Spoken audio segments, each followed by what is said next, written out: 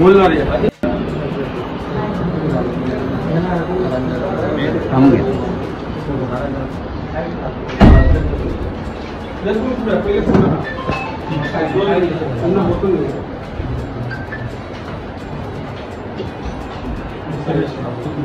बोला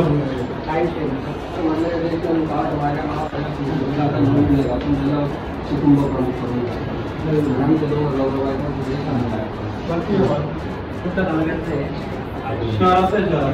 त्यांचा विषय काय झालाय, कालपर्यंत रेशन ते घेत होते त्यांच्या नावावर आणि एकदम 2-3 महिन्यापासून त्या दोघांचे म्हणजे आई वडिलांचं नाव कट होऊन गेलं दाखवा आणि मुलाच्या नावावर रेशन कार्ड होऊन गेलं. मुलगा आहे 15 वर्षाचा, यांनी कोणता अर्ज केला नाही किंवा काही कागद दिला नाही की माझं नाव एकाच झालं आपण समजू शकतो. या ताईंचं पण तेच झालंय, या भाऊचं पण तेच झालंय, या बंधूचं पण तेच झालंय, यांचं पण तेच झालंय. परस्पर नावं आपोआप रेशन कार्ड मधून कमी होत आहे आणि नावं कुठे जातात माहिती, नाशिकला. जर हे संबंधित अधिकाऱ्यांना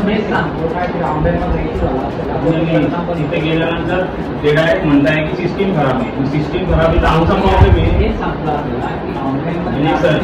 तिथे मला उत्तर काय भेटतंय की सिस्टीम खराब आहे आणि तुमच्यासारखे हजारो लोकांचे, एवढी ना त्यांच्यामध्ये पॉवर आहे सांगायची की हजारो लोकांचे तुम्ही खुर्च्या गरम करून तुम्ही फक्त पडायला घेताय का, माझा हा विषय. म्हणजे महत्वाचा विषय याच्यात हाच आहे की कोणताही कागद म्हणजे आज प्रशासनाला कागद आल्याशिवाय कोणते काम आलंच नाही. त्यामुळे ह्या पद्धतीने नावं धुळ्यातल्या किती लोकांचे कमी होतात.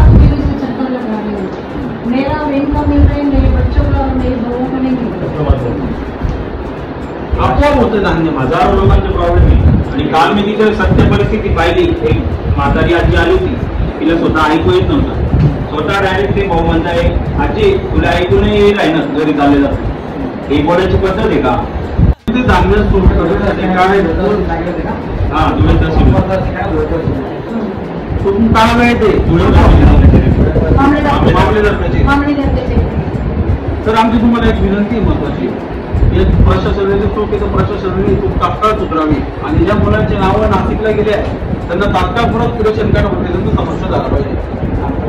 जर हे झालं नाही तर आम्ही शिवसेना युवासेनेच्या माध्यमातून तीव्र आंदोलन छेडू आणि याला सर्वस्वी जबाबदार प्रशासन असेल. कारण की पूर्वावरीचे उत्तर संबंधित विभागाकडून नागरिकांना भेटतील. कोणता विषय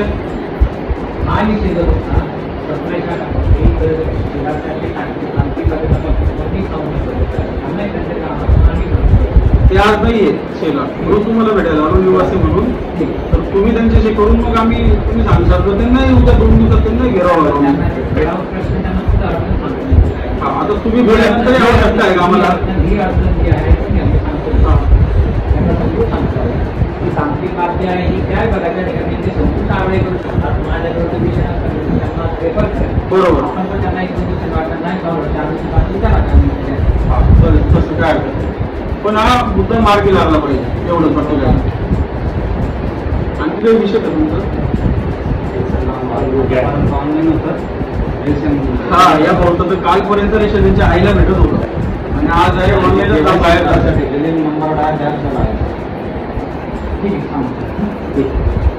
रेशन कार्ड धारकांचे एकतर कुटुंब प्रमुखांचे किंवा कुटुंबातील सदस्यांचे परस्पर नावं गायब होण्याचा प्रकार नुकताच समोर आला आहे. आम्ही छत्रपती शाहू महाराज यांच्या जयंतीचा औचित्य साधून रेशन कार्ड धारकांना काही अडचणी असतील तर भगवा चौक शिवसेना कार्यालयाचा संपर्क करा असे आव्हान केले असता. त्यामध्ये असंख्य धुळेकर बांधवांनी अनेक अडचणी त्यांच्या मांडल्या. त्याच्यामध्ये सर्वात महत्त्वाचा प्रकार जो खूप गंभीर बाब आहे, ज्या रेशन कार्डमध्ये आईवडिलांचे नावं कुटुंबातील सदस्यांचे नावं आहे त्या रेशन कार्डमधून एकतर आईवडिलांचे नावं गायब किंवा कुटुंबातील सदस्यांचे नावं गायब परस्पर होतात आणि ते नावं कुठे जात आहेत तर नाशिक जिल्ह्यामध्ये. तर हा प्रकार जो आहे रेशन कार्ड धारकाने कोणताही अर्ज केलेला नाही, कोणताही कागद प्रशासनाकडे दिलेला नाही की आमचं नाव कमी करा अथवा जिल्ह्यात पाठवा, असं न करत असताना देखील परस्पर प्रशासनाच्या वतीने असा भोंगळ कारभार कसा होऊ शकतो याचा आज आम्ही तीव्र निषेध व्यक्त केला आहे. हे बंधू आहेत यांचा तर यांच्या नावावर रेशन कार्ड आणि आज जे रेशन कार्ड आहे यांचा मुलगा 15 वर्षाचा 9वीला आहे त्याच्या नावावर रेशन कार्ड झालं आणि आईवडिलांचं नाव गाळ.